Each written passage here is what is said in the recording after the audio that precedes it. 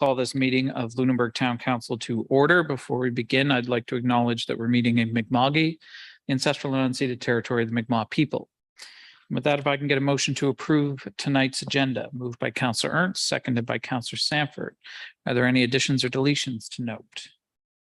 Seeing none, all those in favor? Opposed? Motion's carried. Now we move on to the meeting minutes from July the 12th. If I can get a motion to approve those as circulated. Moved by Councillor Sanford, seconded by Councillor Birtles. Are there any errors or omissions to note? Seeing none, all those in favor? Opposed? The motion is carried. That takes us on. We have one public hearing tonight. So I will turn it over to staff to open the public hearing. Thank you, Your Worship. Just a few bits of information about public hearings before we begin. What is a public hearing? It provides members of the public with an opportunity to learn about a proposal and make their views known to council. To adopt or amend a bylaw, a public hearing is required under the Municipal Government Act, Part 7. The order of events for a public hearing: a presentation will be made on the subject of the hearing by staff. Council members may ask questions. There may or may not be a presentation by a proponent. There will not be in this case. Council members may ask questions. If received, advanced submissions from the public will be noted. The mayor will open up the floor for public submissions in person and online.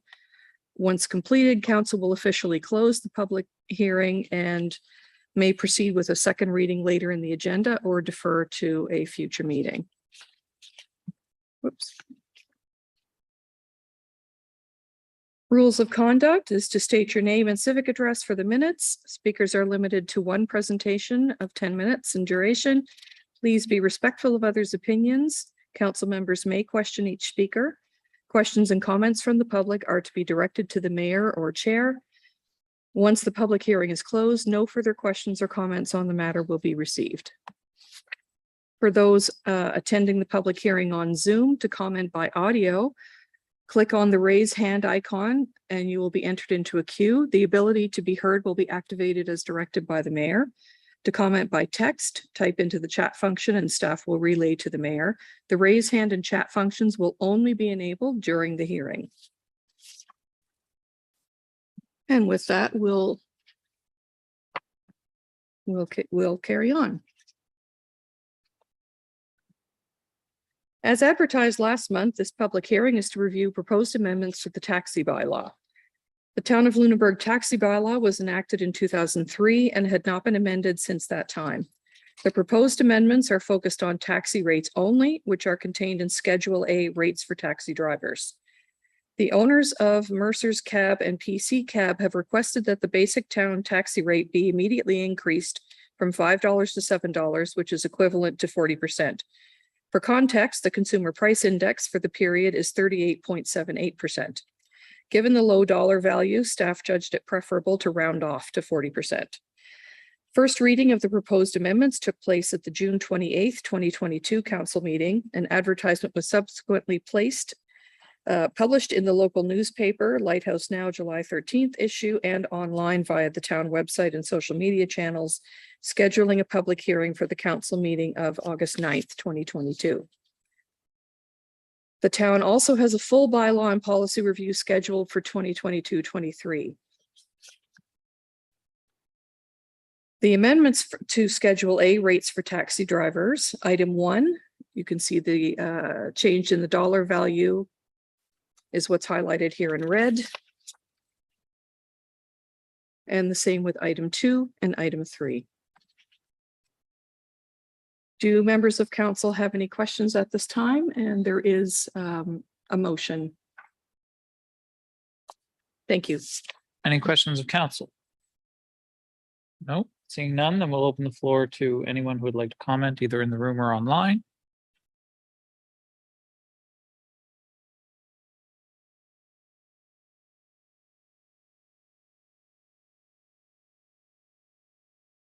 Going once, going twice.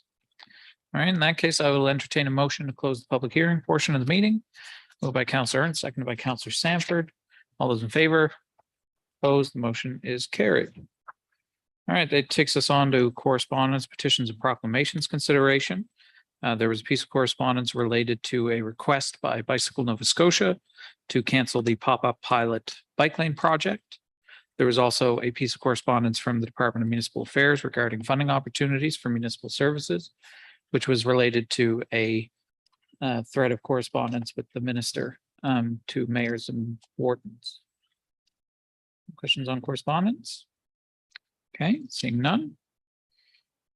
That takes us on to business arising from the minutes or unfinished business. The first item is the taxi bylaw proposed amendment for second reading.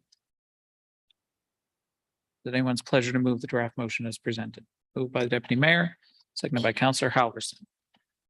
Any discussion or debate? Seeing none, all those in favor? Opposed? The taxi bylaw is so amended upon advertisement. Takes us on to committee minutes and notices of motion, etc. The Project Lunenburg steering team minutes are there for information. That takes us on to new business. The first item is the Heritage Conservation District background study. There is a staff report, and I will turn it over to staff to present their report. Thank you, Your Worship.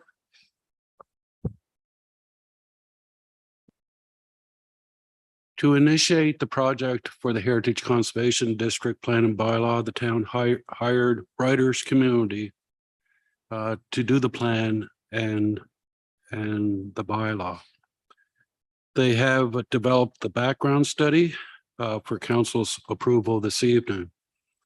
Upon council's approval, the background study will be submitted to the province to determine whether additional studies would be required in keeping with section 7.4 of the Heritage Conservation District regulations. The background study is attached for your review. Just to go over the proposal just a bit, the background study envisions a new Heritage Conservation District encompassing the UNESCO World Heritage Site, including surrounding lands as well as areas previously regulated by the architectural control provisions of the municipal planning strategy and land use bylaw, known as the Dufferin Street Architectural Control Area. The background study envisions the exclusion of the Tannery Road Architectural Control Area. Individual properties, like those along Tannery Road, still retain the right to apply to have their properties registered as municipal heritage properties if they so do wish. Once the Heritage Conservation District Plan and Bylaw becomes effective, the intent would be to delete the architectural control areas entirely from the municipal planning strategy and land use bylaw. Council has pretty much three options for consideration tonight. They can refer the background study to the Heritage Advisory Committee for their review and comment. They can pass a motion tonight to approve the background study as attached as attachment A and submit to the province for their review. Or council may recommend that background study be referred back to staff for further review. It is staff recommendation that council does approve the background study this evening as attached and submit to the province for their review. And I'll pass it back to council for their consideration. Thank you. Thank you, Arthur. Are there any comments or questions at this stage? Arthur, if you just turn your mic off in case one of the councillors turns theirs. Deputy Mayor? Thank you, Worship. Well, being part of the committee that oversees the folks that are doing this for us, I could say that we've had a fair bit of thoughtful discussion on this, and also that I think that the consultants putting this together are a very capable group. So I would have no problem moving the motion as presented. Okay, is there a seconder for the motion? Seconded by Councillor Sanford. Any further discussion or debate? Councillor Halverson? I think I'd just like to note that the process for this is the recommendation that's going to the province. Once the province approves, it is going to come back and there will be opportunity for public input at that point, if I'm not mistaken, if I read that correctly. Arthur, if you want to take that. Yeah. Thank you, Your Worship. there'll be opportunity for public engagement with regards to the actual plan and bylaws. So there will be a public participation meeting with the Heritage Advisory Committee, as well as a public hearing stage with council on the actual plan and bylaw. Thank you. Thanks. Okay. I just wanted that noted for the record. Yeah. Thank you. No, I appreciate it. Any further comments? I just want to say, I think it's a great piece of work. I think it's going to do a real good job at protecting heritage while permitting compatible development within the district. I think that I really appreciate its holism in terms of looking at the integrity of the district as a whole. And I'm really pleased with it. I just have one question, Arthur, and that's as regards timeline. And so the timeline seems a bit lengthy from when we started the project. So I'm just wondering if you can, as I recall, and correct me if I'm wrong, the original wrap date for the project was intended to be the end of September.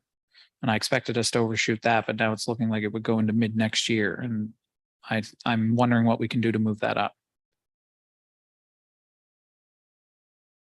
From my recollection, I think we were shooting always for the end of the year.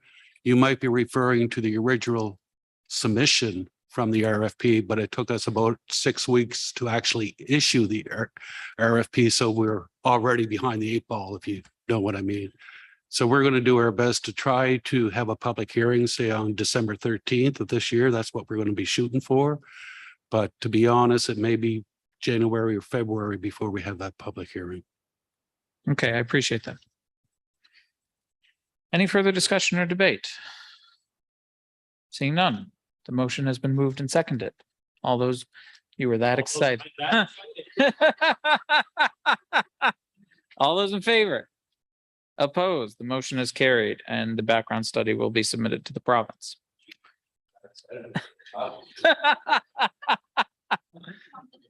That takes us on to new business item B, the municipal boundary review process. There is a staff report and I will turn it over to staff to present their report. Thank you, Your Worship.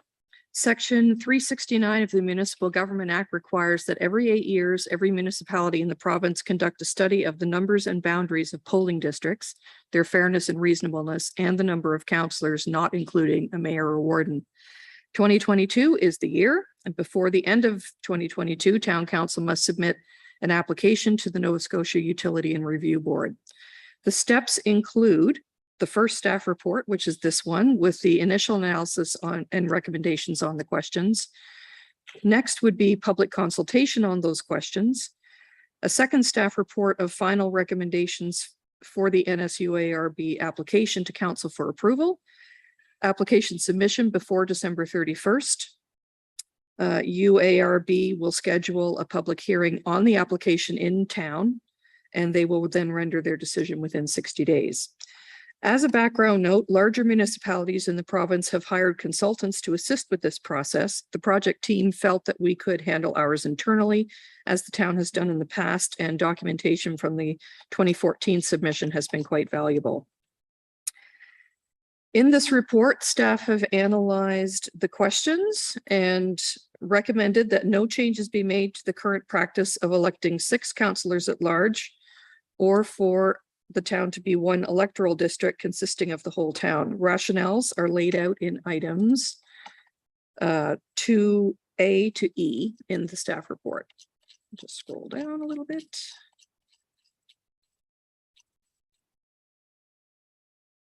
The NSUARB also advised that a public consultation take place before the application is submitted or a hearing scheduled.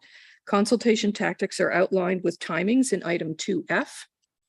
The bulk of which, other than some fact sheets that would go out, would be an electronic survey with a paper copy available at Town Hall and a public meeting, ideally for one of the council meetings in September. Financial impact and CCP relevance is in the report, and a draft motion is provided for council's consideration. Thank you. Thank you, Heather. Is it anybody's pleasure to move the draft motion as circulated, moved by the deputy mayor, seconded by Councillor Ernst? Are there any comments, questions, discussion, or debate? Seeing none, all those in favor? Opposed? Motion is carried. That takes us on to the annual work plan for 2022-23, and I will turn it over to staff to summarize that very quickly.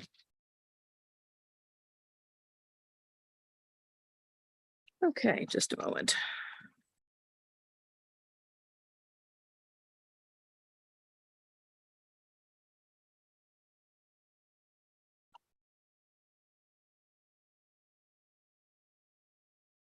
Here we go. This document contains the milestones plan for the 2022-23 fiscal year based on resources available such as the town budget, operating and capital allocations, staffing, supplier ability, etc. Council determines priorities based on the Comprehensive Community Plan or CCP.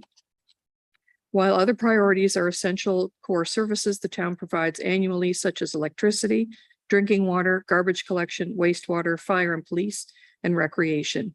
This is year 2 of the first 5-year plan of the CCP. The plan breaks out the milestones by strategic direction. The charts below show active items for 22-23 in blue and black, while items not active this fiscal year are grayed out. Items that are completed have a check mark next to them. Very quickly, community structure. This is a very active item with some items even coming forth later in this meeting, and a new disposition of assets policy and extension of services policy nearing completion to aid council in planning for future use of municipal property and development. Housing, the 2021 MPS and LUB completed a number of action items last year. A provincial needs assessment will provide data to decide next steps in this very important area.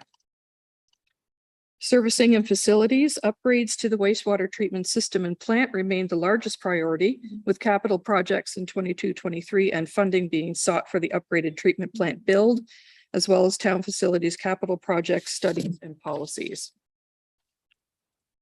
Mobility, street and sidewalk reconstruction projects, which are ongoing capital projects, also support this strategic direction.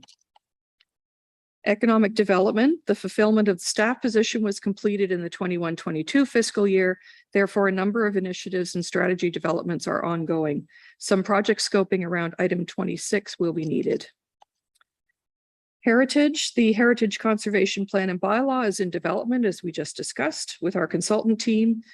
And the documents are anticipated to be completed this fiscal. Urban design, this category is another example of how a requirement like a provincial order to replace all streetlights to LED bulbs can also support a strategic direction with the right lens, such as choosing appropriate bulbs for the streetscape in Old Town versus New Town. A multi-year tree planting program to complement our annual maintenance kicks off this year as well. Environment and sustainability, energy efficiency is captured under this strategic goal. Provincial coastal protection regulation is still pending, which will affect other items in future fiscal years.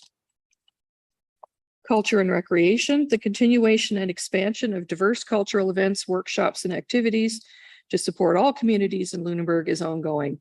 On equity, diversion, and inclusion items, the town is cooperating with the other municipal units in Lunenburg County.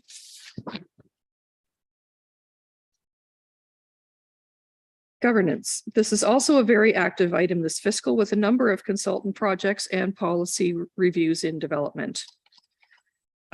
These items are priorities for 22-23 that did not fit neatly into specific action items, but are still connected to CCP strategies or ongoing town service operations, such as the bylaw and policy review, municipal boundary review, which we just discussed, vehicle and equipment fleet replacements, and the water utility.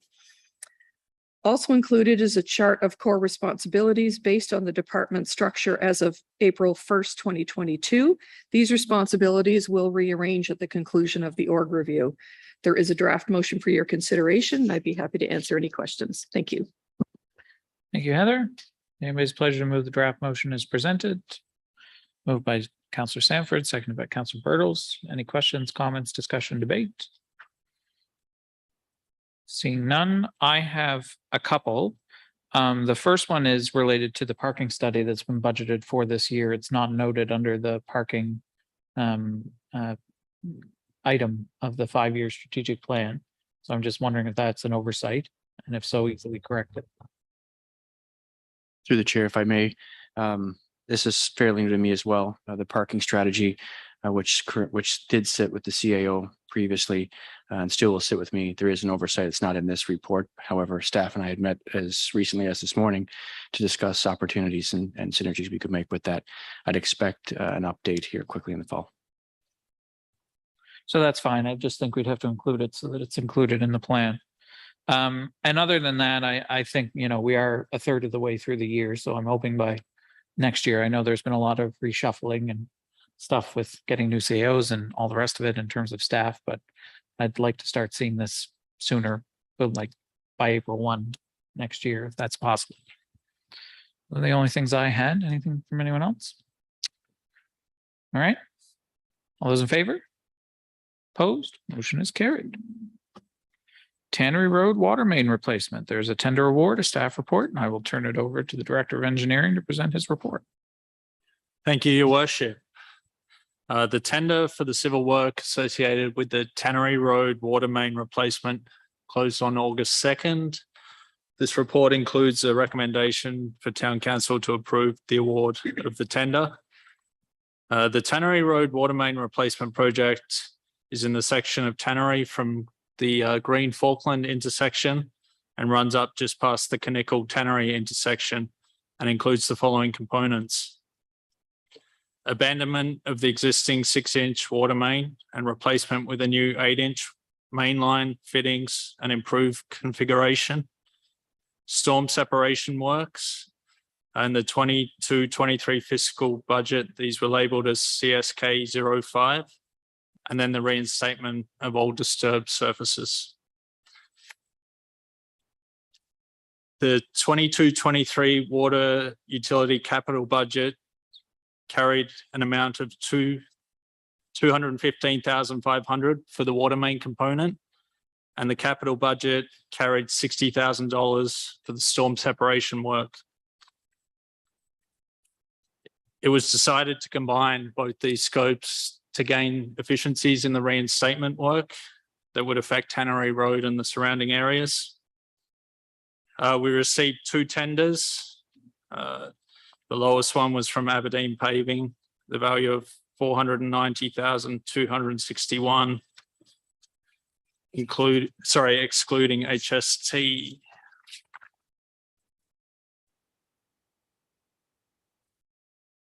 As we talked about, both these items were carried in capital budgets. The additional amount for the water main portion of the work is funded with the water utilities depreciation funds. And the capital utility budget for the storm separation work is covered by the gas tax in the original budget. The revised project budget is as follows. The water main replacement portion of the work is valued at $484,000. The water utilities depreciation reserve balance has scope to cover that. And the storm separation work is $106,000. And the gas tax funds allocation also has scope to cover that.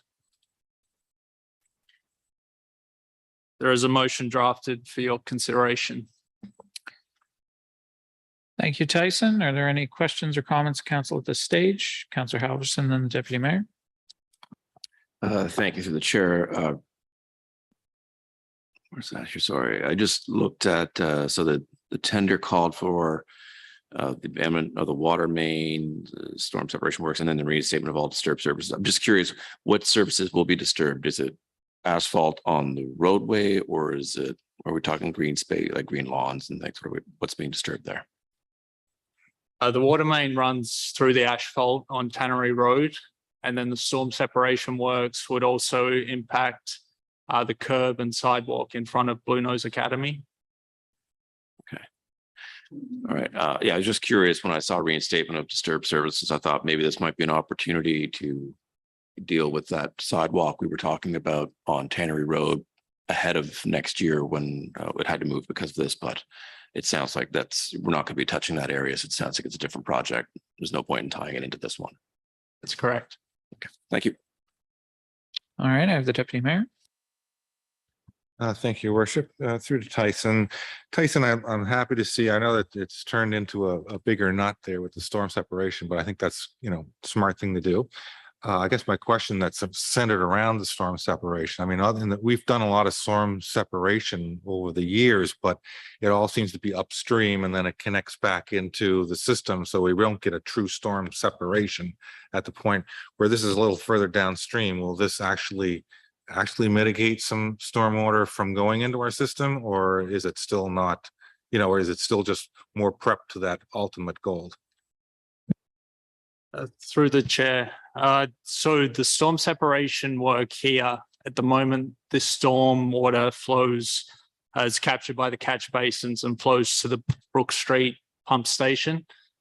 This would divert it the other way to the underground culvert that travels from the wet area up around Tim Hortons all the way out to the outfall at Tannery Road. So it would never enter our system to be treated, and it goes into that older culvert and goes either out to the ocean or into that wetland. Yep. Just waiting for you to jump up out of your chair.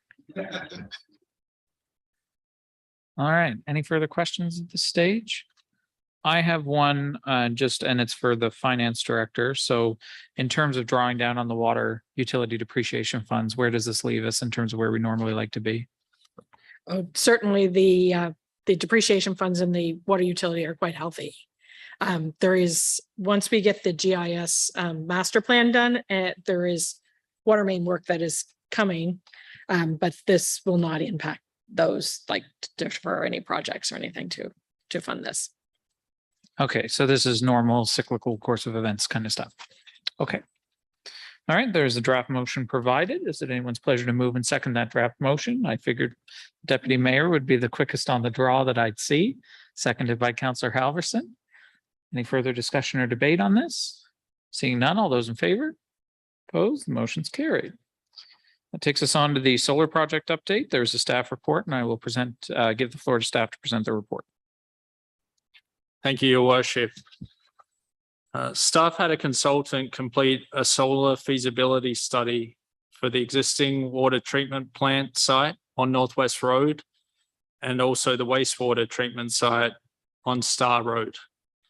The purpose of the feasibility study is to investigate the option and benefits of solar energy at each facility. So I'll start with the water treatment site on Northwest Road. So the proposed concept includes a combination of rooftop and ground mounted units to generate a portion of the energy to power the water treatment plant.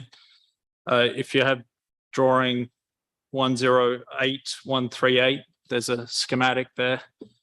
The estimated capacity of the solar field is estimated to generate 32% of the water treatment plant's energy needs.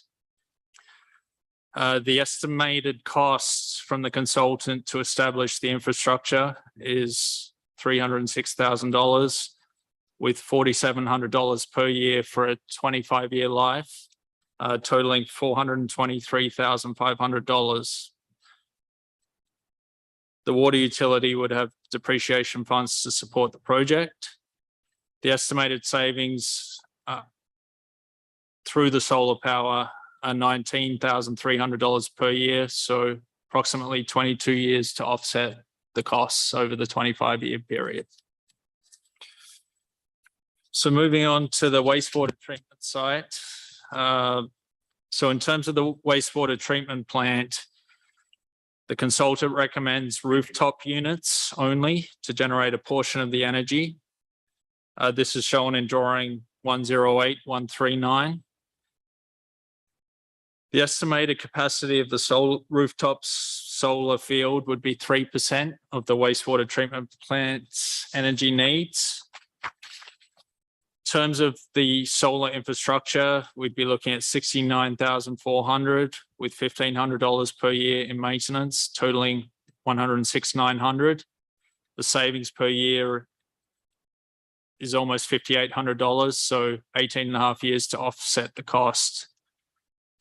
The consultant also looked at ground mounted option for the wastewater treatment plant and came up with a slightly different recommendation where the recommendation with the existing electrical infrastructure in that area was establishing a solar garden there and tying it directly into the electrical infrastructure rather than into the wastewater treatment plant.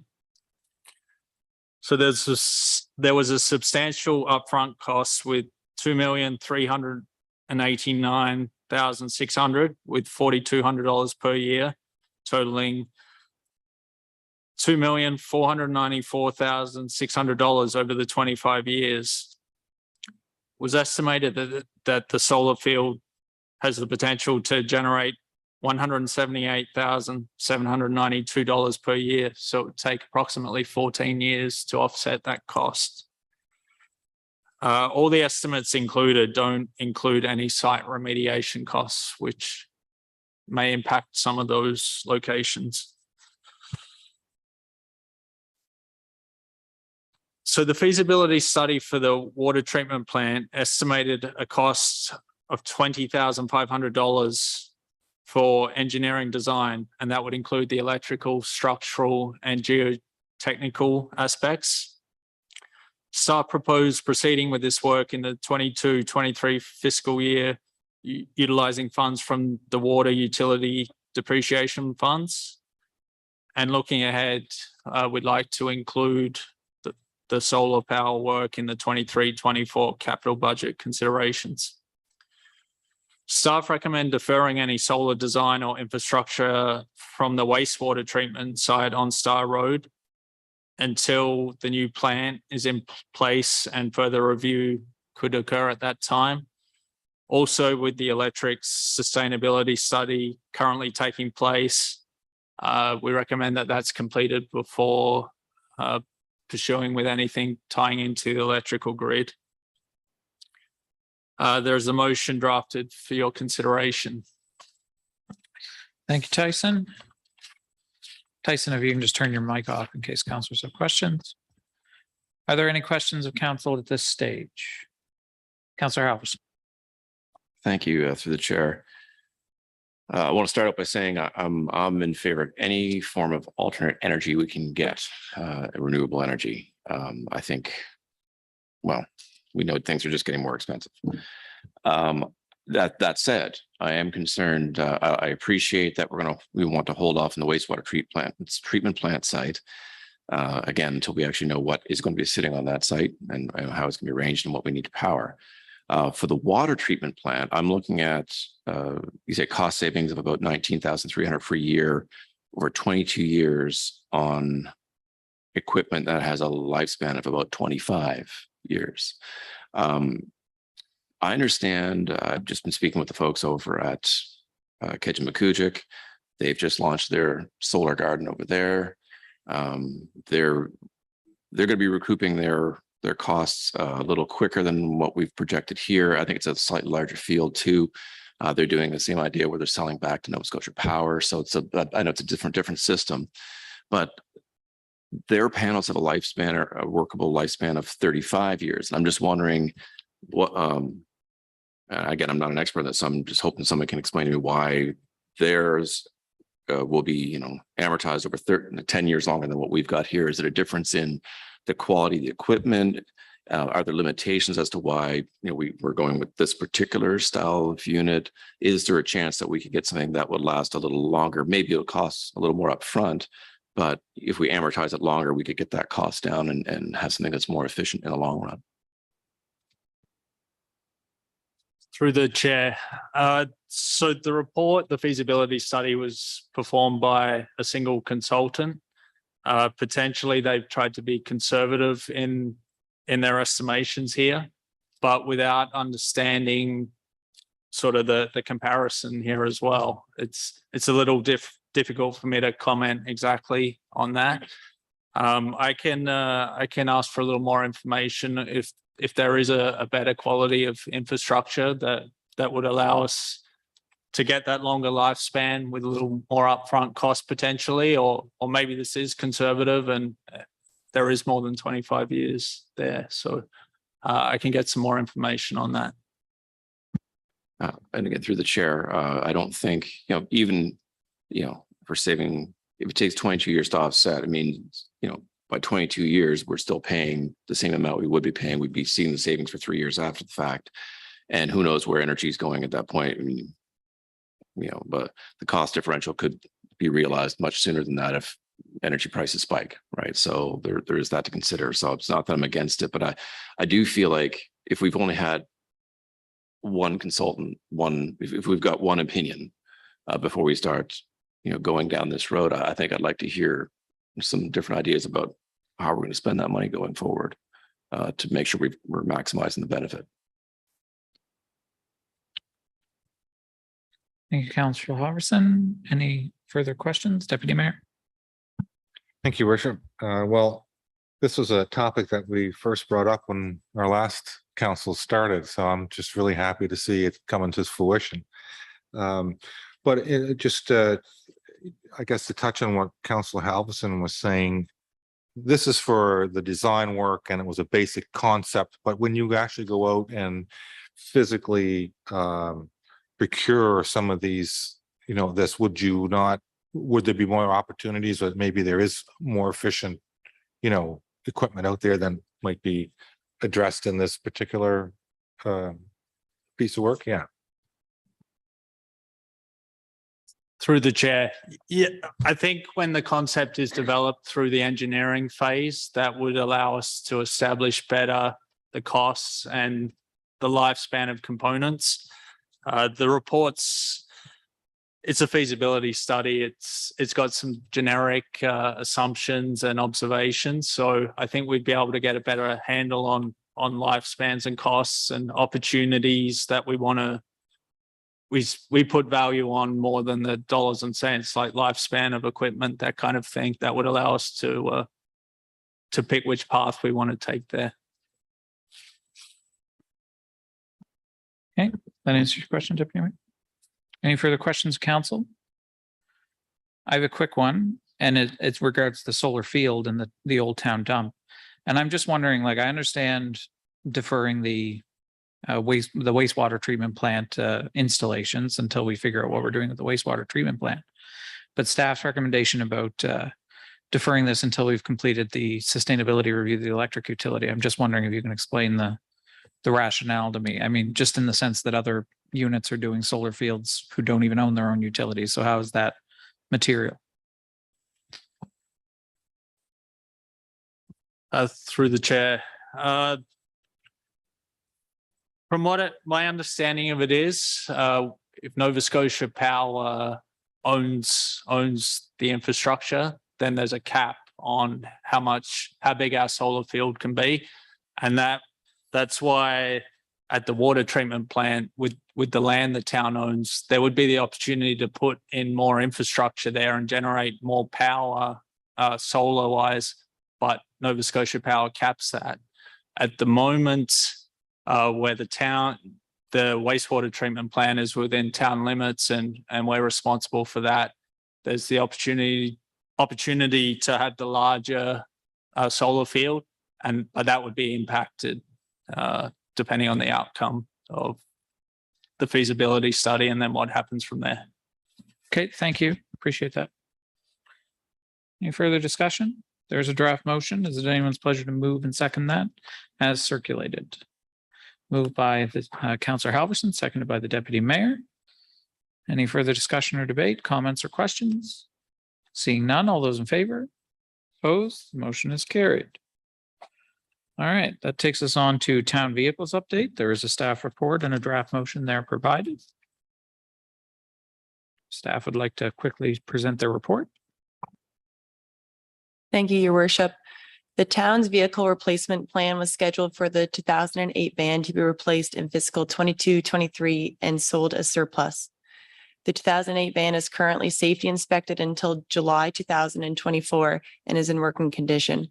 The 2009 white half-ton Dodge truck is currently in need of a safety inspection and will require approximately $5,000 to fix, which would include a new box and a bumper. Staff are recommending for the 2009 white half-ton Dodge to be sold as surplus and keep the 2008 van in the vehicle rotation.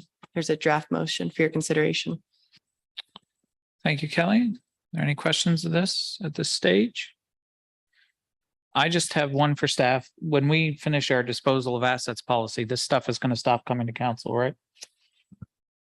Through the chair to Mr. Mayor, that's correct.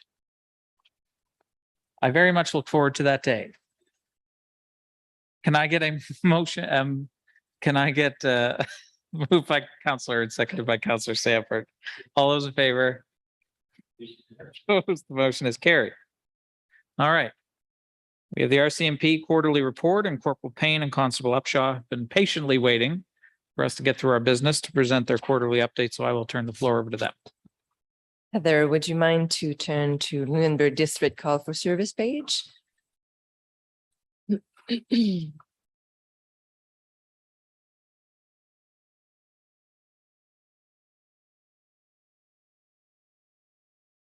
Another one. Another one. Yeah, that one. Yeah. Between April 1st to 2022 and June 30th, 2022, the town of Lunenburg had received 139 calls for service, which included, it's the one before there. Thank you. It's which included criminal code, controlled drugs and substance act and provincial act investigation. We had a total of 2 check stops, total of 10 false alarm, well-being checks, that is a total of 7, mental health calls, a total of 4, sudden death, we didn't have any. Crime prevention, we had a total of 4, 911 calls, total 9, assistance of general public, total of 0. Would you mind to turn to the other page? The notable occurrence that we had during that time was on April 12, 2022.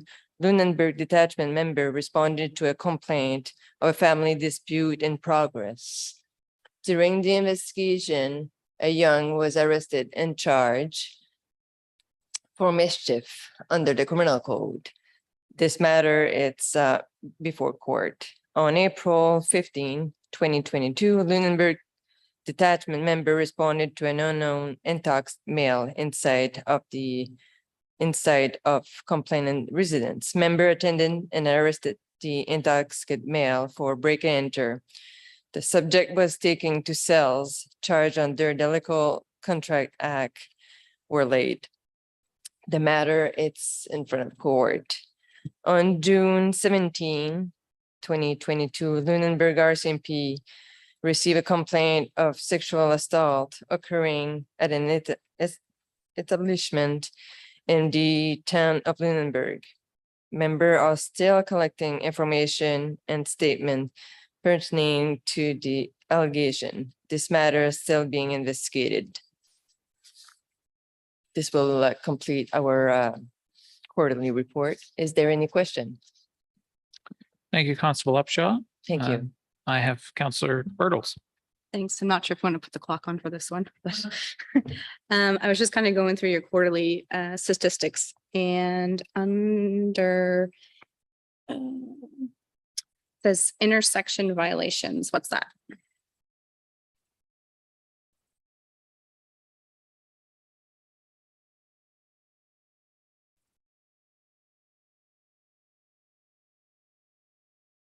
Underneath the traffic section. Yeah, just Okay. curious what that is. You want the intersection violation? Curious what that means.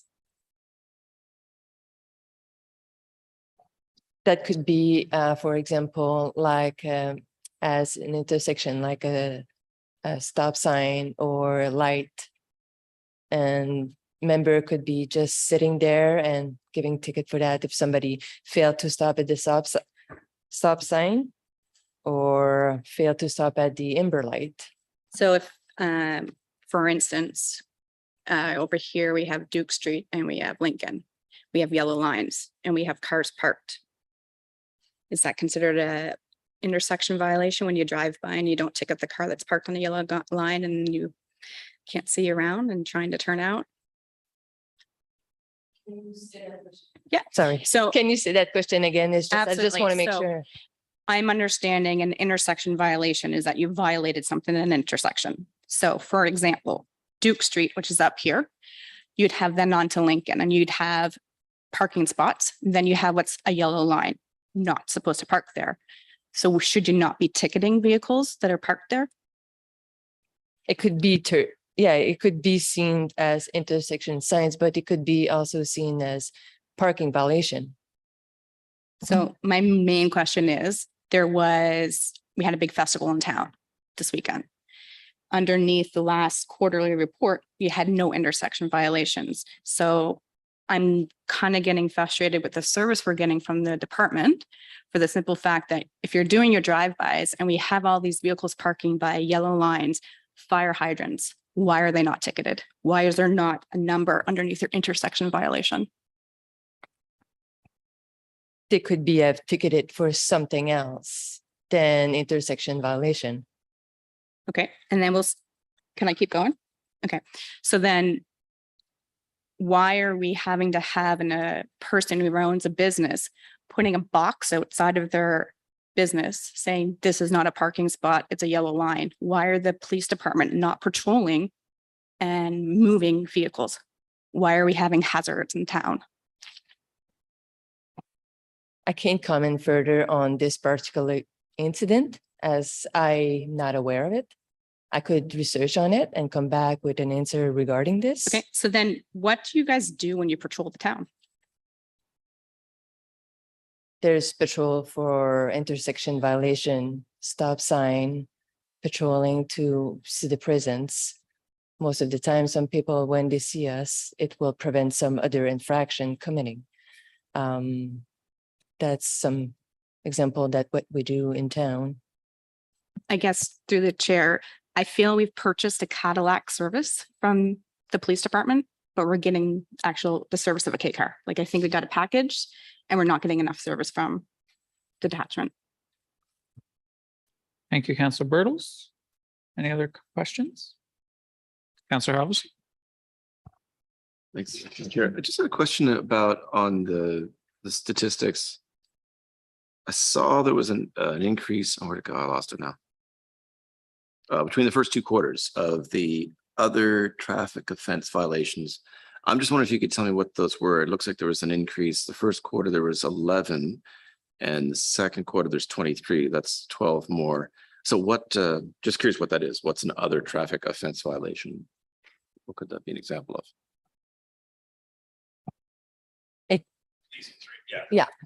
Yeah, I got that. The 111. Yeah. That would mean the same as it could be stop sign, amber warning. It could be all those other, because those are not like the stop sign. They're failing to stop. There's there, but it could be the other. It could be other infraction. I'm just trying to think right now on the top of my head. It's like moving violations. Yeah. Pretty much. I'm just curious then, because that's a big uptick. Obviously, you're getting more people. Any thoughts on why? Is it just by the nature? I mean, obviously, it's tourist season. You know, is there more people in town? Just more people not paying attention? Okay. All right. Thank you. Well, I'm not familiar with the area. Right. Sorry, Constable Upshaw, if you can just turn your mic on. Oh, so sorry that about that. It the could people be. online can hear you. Pardon?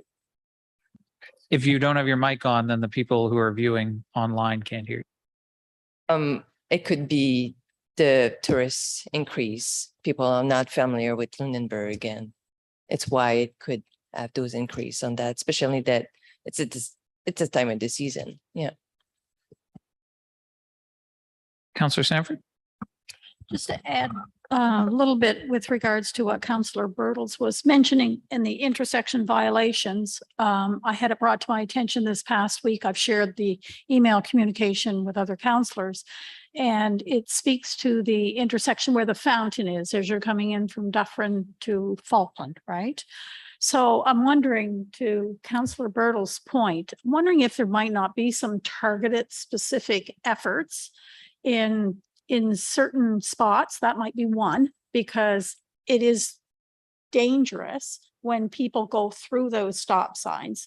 And again, I don't know if it's the nature of the design of the intersection that's the issue, or whether it's people failing to obey the stop signs, but people are going through, putting others in jeopardy that are coming down Falkland. So I don't know, it's just a suggestion, but I don't know if others have had complaints or concerns raised to them from community members as well. Just to share that with you.